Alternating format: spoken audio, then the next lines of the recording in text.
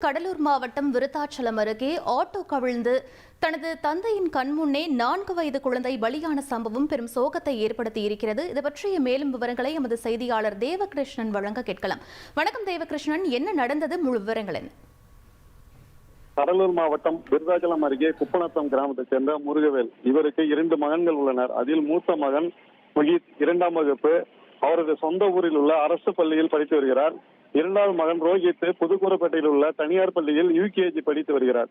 இதில் 2வது மகன் ரோஹித்தை தினந்தோறும் அவரது சொந்த ஆட்டோவில் பள்ளிக்கு கொண்டு சென்று விடுவது வழக்கம். இந்த நிலையில் இன்று தனது ஊரில் இருந்து பள்ளிக்கு தனது ஆட்டோவில் அழைத்துக் கொண்டு செல்லும் போது திடீரென நாய் குறுக்கே வந்ததாக கூறப்படுகிறது. இதில் தந்தை முருகவேல் கட்டுப்பாட்டை இழந்த ஆட்டோ சாலையின் நடுவே தலைக்குப்புற கவிழ்ந்தது. இதில் 4 வயது குழந்தை ரோஹித் பலத்த காயமடைந்து சம்பவ இடத்திலேயே துடிதுடித்து உயிரிழந்துள்ளார்.